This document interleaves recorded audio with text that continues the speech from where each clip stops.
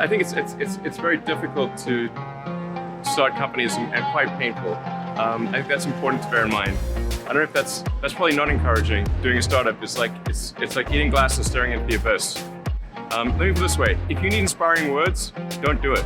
So you can think that these statements by Elon are a paradox. Either you completely lose motivation on starting a business, or you say, bring it on, I'm ready for the daunting task of getting my hands dirty to start a business. Now, many blogs and YouTube videos discuss the logical steps of starting a business, how to start a company, how to build a team, and how to build a product. You might feel motivated at first, but then to realize it's such a daunting task to start a company. So while we often discuss how to start a company, the mental side of preparing your mind and body to handle the unknowns of starting a business gets completely neglected. The mental side of the game is especially important in the current economy we live in, at least if you want to start a successful business, which you probably want to. When I started my virtual reality company with my friends, we felt motivated at first, but we then realized the steep mountain that we were about to climb. To say the least, we were perhaps a little naive on the task at hand, but then we got hit in the face of the reality of building a startup. As there weren't many lessons on this, we quickly had to learn how to reset our minds, understanding the ups and downs that comes within being an entrepreneur. So when reality hit us of being a startup entrepreneur, we went back to the basics,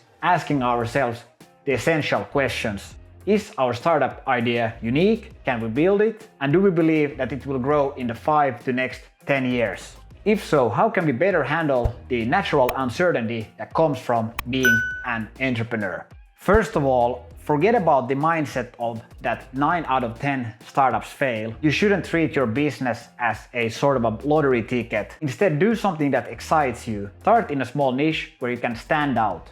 So don't just think about the probabilities to success, managing your risk, because you're here to win, right?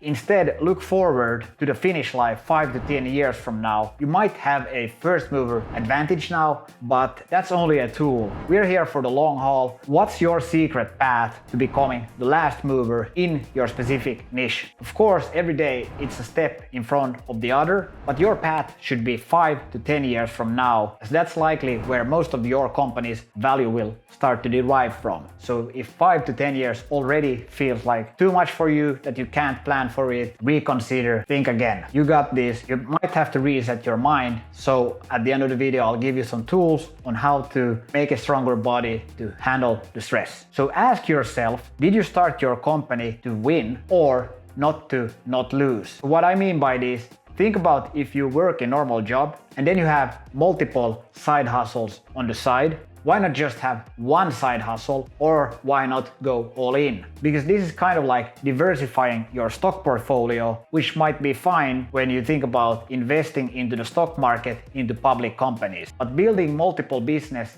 is really, really hard. So the question is, at what point will you ask yourself, should I go all in, put all the chips on the table, becoming a full-time entrepreneur? Because most people don't make it out of this side hustle stage. And when you ask them, they tell that, well, it didn't work out, the company died out, or whatever, didn't commit fully. So think about the pros and cons of doing a side hustle versus all in. If you go all in, think about having at least a 6-month buffer of savings, especially in the current economy. But this is an important thing to consider, because many times we might have a legit excuse on why we failed, but the question is really, did you have a chance in the first place? Because many times it's so easy to think that 9 out of 10 startups fail, but the question is, did you really plan ahead so that you could have a chance in the first place? So you should have a determined plan and also an optimistic belief in the future of what you're doing. I really like this American dream mindset of, for instance, dreaming about underwater cities, believing that the future will be bright. While in the current world, it's always about doing A/B testing, optimizing for risks, or doing side hustles. Whatever you do, you have to handle the stressors of the uncertainty of the future, and that comes from building a strong body. As you work insanely hard, you can learn the habits of the small choices in fitness that will start to compound over time into becoming more healthier, so you can stay at a healthy weight, having a high lean muscle mass while having a low body fat percentage. Contrary to popular belief, it doesn't take too much time. You don't have to have some super special training program or some fancy diet. For instance, there are many successful entrepreneurs and CEOs like Tim Cook who swear that fitness is essential, and you can get exceptional results by having short but really intense workouts, like doing a single set of push-ups per day. When you want to lose weight, it is not the most fanciest training program or a fancy diet. For instance, start thinking about having a standardized eating schedule.